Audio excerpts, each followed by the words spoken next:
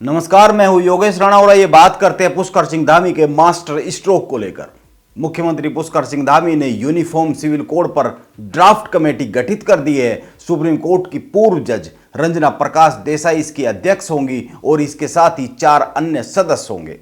इस तरह से 5 सदस्य कमेटी गठित कर दी गई है। इस कमेटी के बाकी सदस्य कौन कौन होंगे इस पर बात करेंगे, लेकिन पहले यह जान ले कि कैसे यह पुष्कर सिंह धामी का चंपावत उपचुनाव में मतदान से पहले मास्टर स्ट्रोक है और इस कमेटी का क्या काम होगा।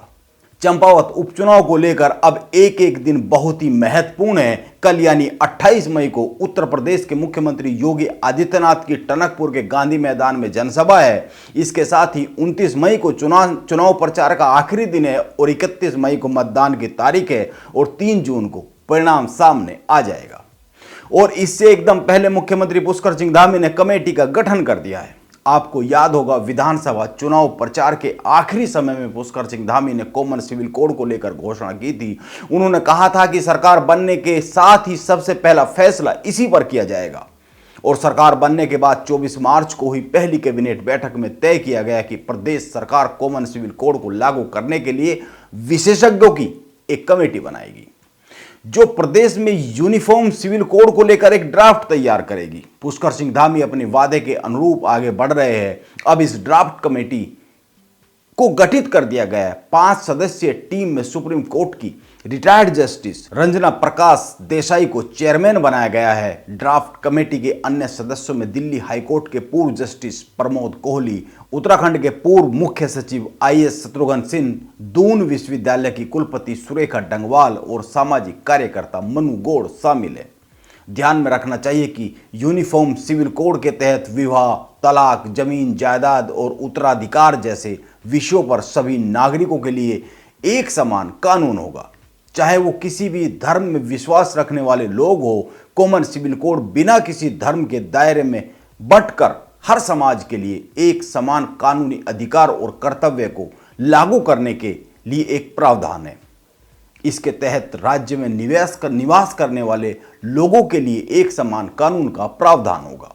धर्म के आधार पर किसी भी समुदाय को कोई विशेष लाभ नहीं मिलने वाला है। इस कानून के लागू होने की स्थिति में उत्तराखंड में निवास करने वाले प्रत्येक व्यक्ति पर एक ही कानून लागू होगा।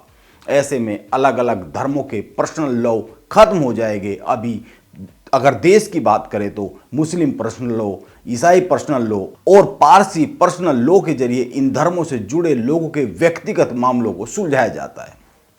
कॉमन सिविल कोड लागू होने की स्थिति में यह सब खत्म हो जाएगा। इससे शादी, तलाक और जमीन जायदाद के मामलों के लिए एक कानून हो जाएगा। इसीलिए इसे पुष्कर सिंह धामी के मास्टर स्ट्रोक के तौर पर देखा जा रहा है।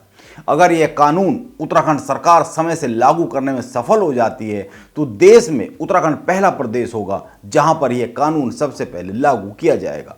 मैं इसलिए कह रहा हूं समय की बात, क्योंकि और प्रदेश भी इस दिशा में कदम बढ़ाते हुए दिख रहे। उत्तर प्रदेश ने भी इस तरह की घोषणा की हुई है और मध्य प्रदेश ने भी इस तरह की बात कही हुई है।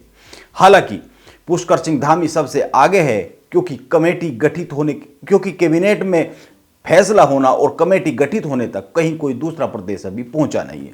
और यह मानकर चलना चाहिए कि पुष्कर सिंह धामी को इसका लाभ चंपावत के उपचुनाव में मिलने जा रहा है।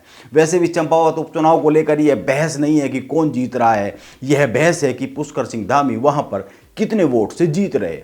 यह बात मैं लोगों के बीच में बन रहे परसेप्शन के आधार पर कह रहा हूं, क्योंकि चंपावत उपचुनाव को लेकर एक परसेप्शन लोगों में बन रहा है और यह परसेप्शन है कि वहां पर पुष्कर सिंह धामी जीत रहे। मार्जिन कितना होगा इस पर बात है। हालांकि कांग्रेस का भी कहना है कि वहां पर बहुत दमदार तरीके से निर्मला गहतोड़ी लड़ रही है। हरीश रावत हाल ही में वहां पर चंपावत विधानसभा के अलग अलग हिस्सों से होकर चुनाव प्रचार करके आए हैं और अन्य का भी कहना है कि कांग्रेस वहां बहुत मजबूती के साथ लड़ रही है।